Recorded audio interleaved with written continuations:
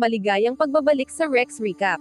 Sa video na ito, ibabahagi ko sa inyo ang action and thriller movie, na pinamagatang, Escape Plan, The Extractors na ipinalabas noong 2019. Nagsisimula ang pelikula sa Ohio, USA kung saan may isang lumang gusali. Sa loob nito, may dalawang tao, sina Dae Zhang at Bao Yung, na nagkakaroon ng isang mahalagang pag-uusap. Desidido si Dae na bilhin ang gusali, pero nag-aalangan si Bao dahil iniisip niyang baka hindi ito aprobahan ng ama ni Dae. Binalaan niya si Dae tungkol sa posibleng pagtutol ng kanyang ama, ngunit hindi natinag si Dae at hindi pinansin ang mga alalahanin ni Bao. Plano niyang kausapin ang kanyang makapangyarihang ama, si Wu Zhang, sa pamamagitan ng isang video call. Si Wu Zhang ay kilalang kilala sa mundo ng negosyo sa China. Habang umuusad ang kwento, nalaman natin na si Wu Zhang ang nasa likod ng nabigong kulungang barko na winasak ni Ray sa nakaraang serye. Habang nag-uusap sina Dae at Wu, nakatanggap ng mensahe si Wu mula sa kanyang assistant tungkol sa isang panukala ng pamahalaan ng China na magtayo ng kulungan sa disyerto. Kailangan nila ang kanyang kasanayan para sa proyekto. Kasabay nito, patuloy ang pagsusumikap ni Dae na kumbunsihin si Wu na payagan siyang magtayo ng sariling kumpanya sa Ohio. Naniniwala siyang makikinabang dito ang parehong China at Estados Unidos. Hindi nagsalita si Wu at itinago ang kanyang opinyon. Gumawa ng sariling hakbang si Dae at binili ang lumang gusali, determinado siyang tuparin ang kanyang plano. Si Dae at ang kanyang staff ay naghahanda na para pumunta sa China.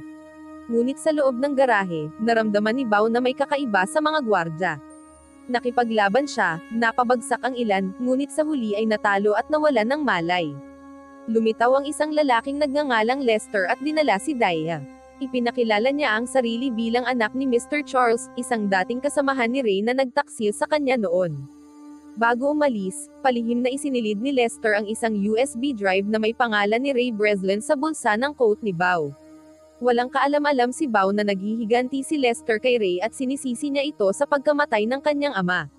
Lilipat ngayon ang kwento sa Los Angeles, California, kung saan pinag-uusapan ni Ray at Abigail ang isang plano para makuha ang mahalagang USB drive na maaaring magpatunay ng kanilang pagiging inosente, at makakatulong upang makatakas sila mula sa mga pulis na naghahanap sa kanila dahil sa pagkakasangkot nila sa ilegal na pagkakakulong ng mga tao.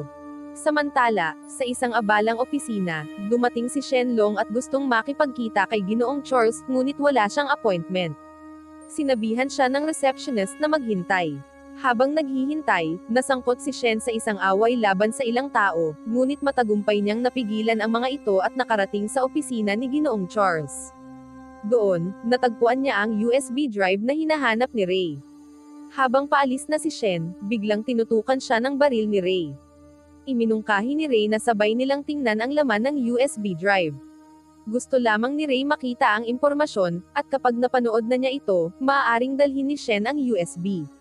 Dahil sa pagkamausisa, pumayag si Shen sa alok ni Ray. Sa parehong oras, iniimbestigahan si Bao sa isang himpilan ng pulisya sa Ohio tungkol sa nangyari sa garahe. Nahihirapan siyang magbigay ng malinaw na paliwanag, kaya't pinipilit siya ng mga pulis. Biglang pumasok si Wu, ama ni Dae, sa silid ng investigasyon, galit at dismayado. Sinampal niya si Bao at sinisi ito sa kabigwang protektahan si Dae at sa hindi nito pag-alam kung sino ang dumukot sa kanya. Nalito at nakaramdam ng pagkakasala si Bao, ngunit natagpuan niya ang USB drive na ibinigay sa kanya ni Lester. Samantala, inimbitahan ni Ray si Shen sa kanyang opisina at ipinakilala siya sa kanyang grupo, na lumikha ng pakiramdam ng pagkakaibigan. Iniabot ni Shen ang USB drive kay Hush, umaasang may mahalagang impormasyon itong laman. Sa kasamaang palad, wala silang nakitang anumang record kay Ray Breslin sa mga nilalaman, na ikinadismaya nila. Sa isang nakakagulat na revelasyon, isiniwalat ni Shen na may nakaraan sila ni Ray dahil dati siyang hepe ng seguridad sa kumpanya ni Wu Zhang. Nilinaw ni Ray na hindi siya ang nakipagnegosasyon kay Wu Zhang kundi si Ginoong Charles. Nagtaka si Ray kung bakit ninakaw ni Shen ang USB drive, ngunit nanatiling tahimik si Shen, na tila may personal na galit kay Charles. Maya-maya, dumating si Jules kasama ang isang hindi inaasahang bisita, si Bao. Ibinigay ni Bao kay Ray ang USB drive na kanyang natagpuan. Laking gulat nila nang makita ang isang video confession mula kay Lester, na umaamin sa pagdukot kay Dae. Maingat nilang pinanood ang video, at nakilala ni Shen ang kulungan sa video bilang ang Chapel Prison. Sinabihan ni Ray si Juice na humingi ng tulong kay Trent, na siyang naging simula ng kanilang pinagsamang misyon. Samantala, sa Estonia, nakatanggap si Trent ng mahalagang tawag mula kay Ray. Pinag-usapan nila ang lokasyon ng Chapel Prison. Binalaan ni Trent si Ray tungkol sa kilabot na reputasyon ng kulungan bilang Devil Station, na nagdulot ng takot at pangamba sa kanila. Sa kabila ng panganib ng kulungan na malapit sa hangganan ng Belarus, determinado si Ray na pumunta roon. Si Shen, na ginagabayan ng kanyang koneksyon kay Daya, ay nakiusap na sumama kay Ray sa kanilang misyon upang iligtas siya. Nagbago ang eksena, at ipinakita ang nakakakilabot na atmosfera sa loob ng Devil Station Prison sa Latvia. Desperado na nakiusap si Daya na palayain siya, at inalok na ibibigay niya ang anumang hinihinging halaga ni Lester. Ngunit nanatiling matigas si Lester at hindi pinansin ang kanyang pagmamakaawa. Maya-maya, si Daya at ang iba pang bihag ay dinala sa isang liblib na silid sa simbahan, na nagdagdag ng tensyon at hindi tiyak na kapalaran nila. Sa isang kasabay na kwento, nasa paligid ng Devil Station Prison si Abigail habang nakikipag-usap sa telepono kay Ray. Bigla siyang inatake mula sa likod na naglagay sa kanya sa mapanganib na sitwasyon. Samantala, sa himpilan ng pulisya sa Ohio, nakatanggap ng tawag si John mula kay Lester, na nagpahayag ng galit kay Wu Zhang dahil ginawa niyang negosyo ang kulungan. Sinisi ni Lester si Zhang sa pagkamatay ng kanyang ama at binanggit na may malaking papel si Ginoong Charles sa pagbuo ng makabagong teknolohiya sa mga kulungan. Dahil sa paghihiganti, humingi si Lester ng napakalaking halagang $700 milyong mula kay Wu Zhang, at tinatakot ang buhay ng mga bihag kabilang si Daya. Sa isang nakakakilabot na hakbang, binaril ni Lester ang isa sa mga bihag upang pilitin si Wu Zhang na sumunod. Sa isa pang kwento, naghahanda sina Ray, Shen, at Bao na magtungo sa Latvia. Si Bao, na kinikilalang mentor ni Daya, ay iginiit na sumama sa misyon dahil nararamdaman niyang tungkulin niyang iligtas siya. Kaya't sumakay ang tatlo sa pribadong jet ni Ray at nagtungo sa Latvia. Samantala, sa loob ng Devil Station Prison, si Abigail ay nakagapos sa isang electric chair, biktima ng pagdukot na pinlano ni Lester, ang utak sa likod ng lahat ng kaguluhan. Biglang dumating si Ray at ang kanyang grupo sa Latvia at nakipagkita kay Trent. Tiniyak ni Trent kay Ray na naihanda na niya ang lahat ng kailangan para sa misyon. Bago sila umalis, tumawag si Shen kay Wu at sinabing huwag sumagot sa kahit anong tawag mula kay Lester. Nais ni Shen na makakuha ng dagdag na oras at maprotektahan si Daya mula sa anumang panganib. Sa una, nagatubili si Wu na sundin ang tagubilin ni Shen dahil natatakot siya sa maaaring mangyari kung susuwayin niya si Lester. Ngunit napaniwala siya ni Shen na magtiwala. Pagkatapos, isang nakakagulat na revelasyon ang lumabas, may relasyon pala sina Shen at Daya. Sa loob ng bilangguan, hinarap ni Lester si Daya at pilit na pinapasabi kung sino-sino sa mga empleyado ng kanyang ama ang may espesyal na security clearance sa kanilang kumpanya. Sinabi ni Daya na wala siyang alam, kaya't nainis si Lester. Sa galit niya, marahas niyang hinawakan si Daya at isa-isang ipinakita ang mga empleyado. Sa mga bihag, may isang taong nagngangalang Wong na nakaagaw ng pansin ni Lester. Nang makita ni Wong ang panganib na kinahaharap ng isang katrabaho, umamin siya na siya ay may security clearance sa kumpanya. Nakakita ng pagkakataon si Lester, kaya't inihiwalay niya si Wong sa grupo habang ibinalik naman si Daya sa kanyang silid. Sa kasamaang palad, ang katrabaho na sinubukang iligtas ni Wong ay binaril at napatay. Dinala si Wong sa isang silid na may laptop. Sa masamang balak, pinilit ni Lester si Wong na tumulong sa pag-hack sa top secret na proyekto ni Wu Zhang. Nagbanta si Lester na sasaktan siya agad kapag tumanggi, kaya't napilitan si Wong na sumunod. Samantala, kumilos na sina Ray at ang kanyang grupo para simulan ang kanilang misyon. Gumamit si Hush ng drone upang magsagawa ng surveillance at bilangin ang mga taong nasa loob ng bilangguan. Sa pagkabigla ng lahat, ipinapakita ng body temperature tracker na may mahigit 40 individual sa lugar na nagpapahiwatig na sila ay malamang na mga bilanggo batay sa kanilang disiplinado na posisyon.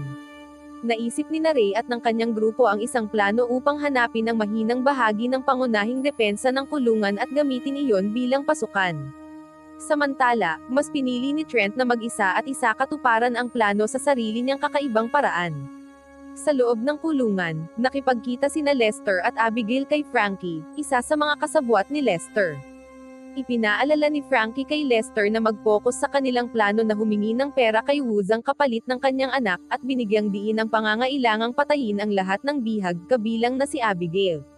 Gayunman, nakatuon pa rin si Lester sa paghihiganti kay Ray. Tahimik na nakikinig si Abigail sa kanilang usapan at napagtanto niya ang magkasalungat nilang motibo at mapanganib na mga intensyon.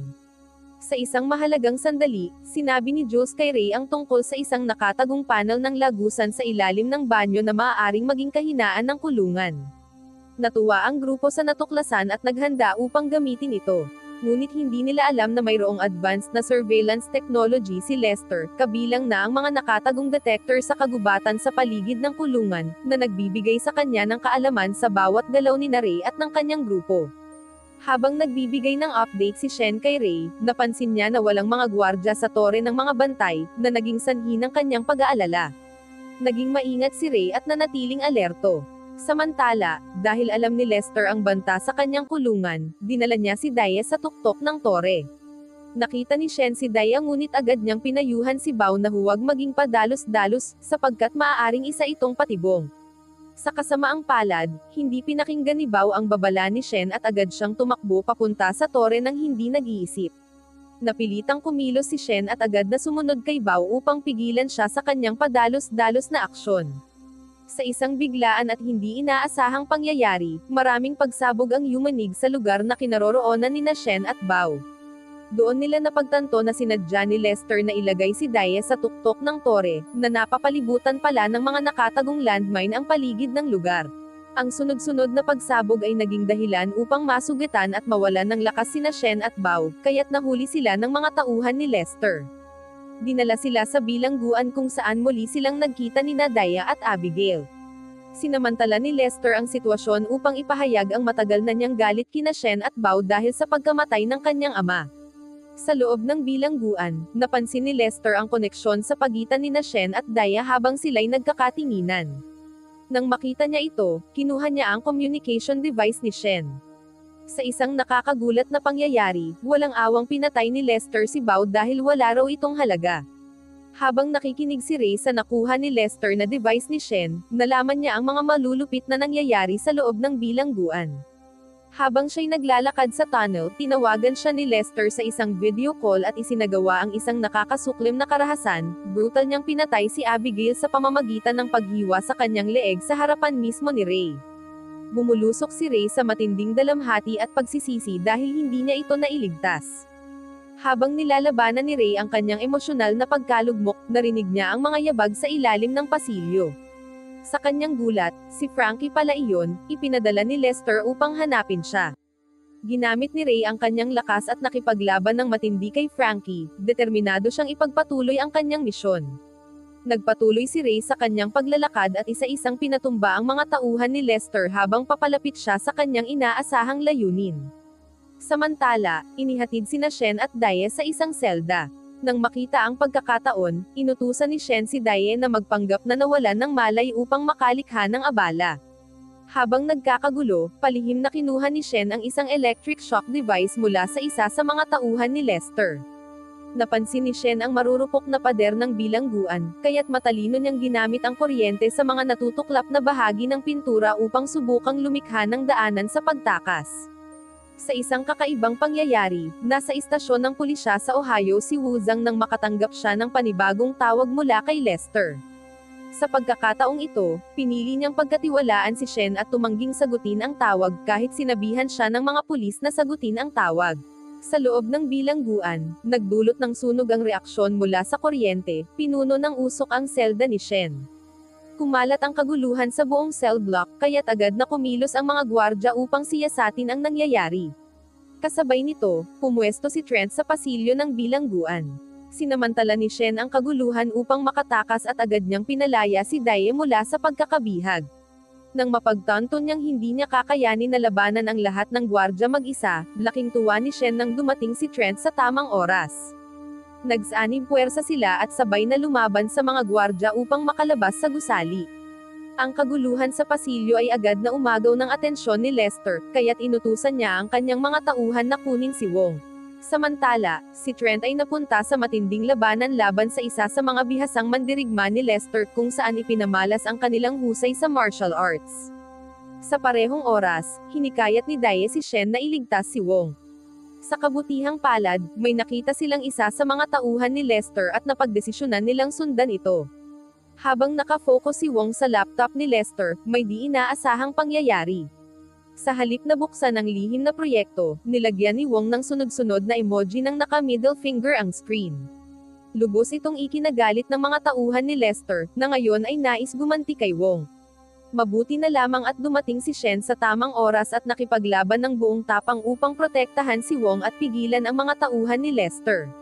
Samantala, porsigidong hinanap ni Lester si Ray sa pasilyo ng bilangguan. Sa huli, natuntun niya ang presensya ni Ray at nagtago siya sa isa sa mga selda. Habang papalapit si Ray, bigla siyang inatake ni Lester mula sa dilim at pinaputukan. Sa gitna ng putukan, hinarap ni Ray si Lester, desperado na malaman ang motibo sa likod ng malagim na pagkamatay ni Abigail.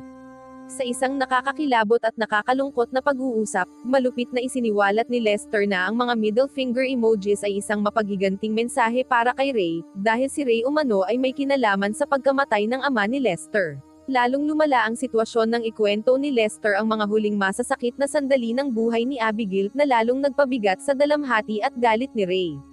Sa kabila ng kanyang mga sugat, pinilit ni Ray na buuin ang kanyang lakas at hinarap si Lester sa isang matinding labanan. Dahil sa determinasyon at matagal ng kinikimkim na damdamin, walang tigil na inatake ni Ray si Lester, pinatikim sa kanya ang kahit kaunting bahagi ng pagdurusang pinagdaanan ni Abigail. Sa matinding sagupaan, nagtagumpay si Ray at tinapos ang paghahari ng pananakot ni Lester. Sa isang madamdaming tagpo sa paliparan, kinausap ni Wu Zhang ang grupo ng mga pulis. Habang lumilipad ang oras, lumapag ang eroplano na sakay sina Daya at ang grupo ni Ray. Masiglang lumapit si Wu Zhang para yakapin si Daya, ngunit nagulat siya nang tanggihan ni Daya ang kanyang kilos. May matinding galit si Daya, matapos niyang malaman na ang sarili niyang ama ang naging dahilan ng kanyang sakit at pagdurusa. Matatag sa kanyang desisyon, pinili ni Daya na sumama kay Shen at iwan ang sirang ugnayan nila ng kanyang ama. Pagkatapos ng trahedyang sinapit ni Abigail, labis na nabalot si Ray ng matinding pagkakasala at matinding kalungkutan. Gayunpaman, si Trent, na nauunawaan ang pinagdadaanan ni Ray, ay hinimok siyang huwag sisihin ang sarili at sinigurado sa kanya na hindi niya kasalanan ang nangyari. Sa kabila ng mga mapagpakumbaba na salita ni Trent, hirap pa ring tanggapin ni Ray ang pagkawala ng isang tapat na kasamahan tulad ni Abigail. Patuloy siyang binabagabag ng bigat ng nakaraan, kaya't sa huli ay nagpasya siyang talikuran na ang mundo ng mga pagpasok at pagtakas sa bilangguan, at nangakong hinding-hindi na siya muling magiging bahagi nito. Wow naman!